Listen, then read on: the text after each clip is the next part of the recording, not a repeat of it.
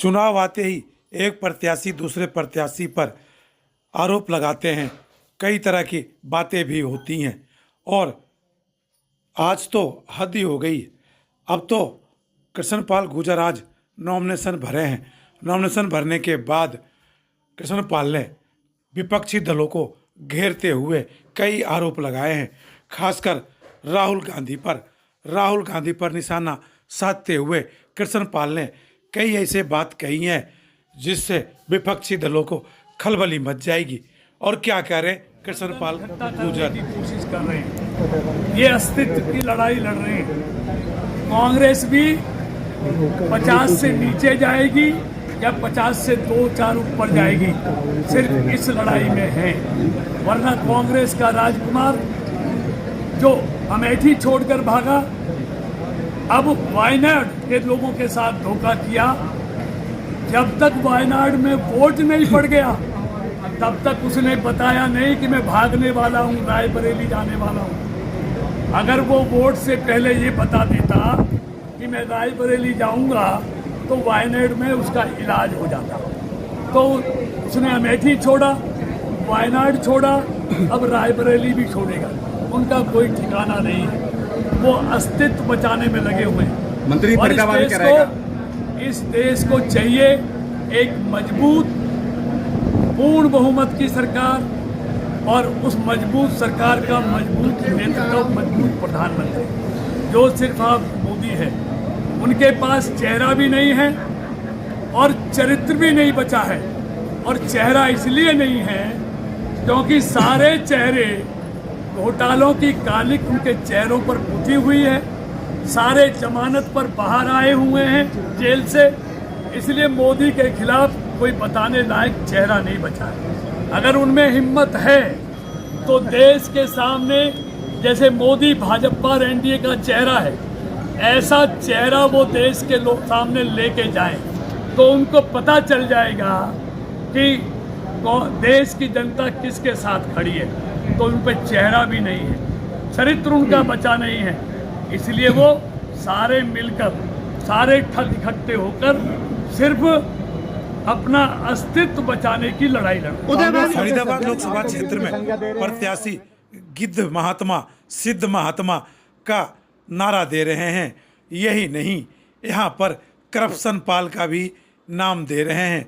जनता के बीच सिद्ध महात्मा, गिद्ध महात्मा और करप्शन पाल का उपाधि दे रहे हैं। इस पर आज नॉमिनेशन भरते हुए कृष्णपाल गुर्जर करप्शन पाल को लेकर क्या कह रहे हैं, ये जरा सुन लीजिए। इस लोकसभा क्षेत्र की 36 बिरादरी तय करेगी कि गिद्ध कौन है और सिद्ध कौन है। मंत्री जी आपको विपक्ष करप्शन पाल के नाम से भी बोल रहा है। देखिए, मैंने कह दिया ना, सबके चेहरे इस क्षेत्र की जनता ने देखे हुए हैं, सबका चरित्र इस क्षेत्र की 36 बिरादरी जानती है। मंत्री जी कल एक वीडियो वायरल हो रही क्या थी, है, आप जरा इलाके में जाओगे तो खुद पता चलेगा। उदयवान कह रहे हैं मीडिया से दूर रहने के लिए लोगों को। देखिए, मैं इतनी ओछी हरकत पे नहीं आ सकता।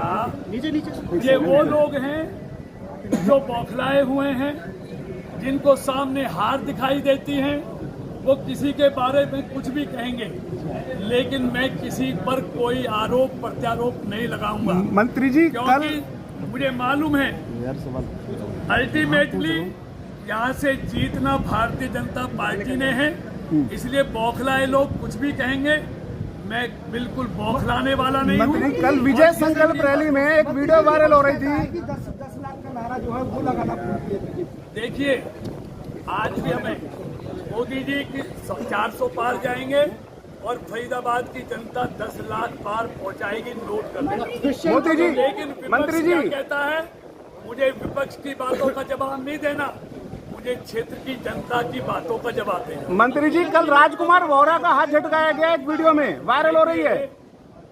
ये सब चुनाव में क्या क्या सामने आता है सर, क्या क्या आरोप प्रत्यारोप, मैं आरोप प्रत्यारोप की आरोप नहीं सर, एक वीडियो वायरल हो रही है कल, इसमें आप हाथ झटकाते दिख रहे हैं उसका, वोरा जी का। हमारी पार्टी का अध्यक्ष है और बहुत सम्मानित अध्यक्ष है, ये क्या दिखाते हैं क्या नहीं। अगर कोई आदमी को कहता है कि सीधे खड़े हो जाए, उसको भी अगर हवा खड़ा करते हैं, मुझे कुछ नहीं कहना। मैं आपको एक बात बता दूं, जैसे मोदी को इस देश के 140 करोड़ लोगों पर भरोसा है ना, ऐसे कृष्ण पाल को अपने लोकसभा क्षेत्र की 36 बिरादरियों पे भरोसा है। और ये भरोसा आपको 25 तारीख को वोट पड़ेंगे और 4 जून को जब गिनती होगी ये आपके सामने समय आ जाएगा। पत्रकारों के सवाल के जवाब कृष्णपाल देते रहे, लेकिन बार बार वे जनता की अदालत पर भरोसा करते हैं और सारे जो सवाल आते हैं वे जनता की अदालत पर छोड़ दिया है। उन्हें 36 बिरादरी पर भरोसा है और मोदी के नाम का भरोसा है। इसी बात को लेकर कृष्णपाल विपक्षियों पे ज्यादा प्रहार नहीं किया है। फरीदाबाद से हिट इंडिया न्यूज के लिए जयशंकर सुमन की रिपोर्ट। चैनल को लाइक एंड सब्सक्राइब जरूर करें।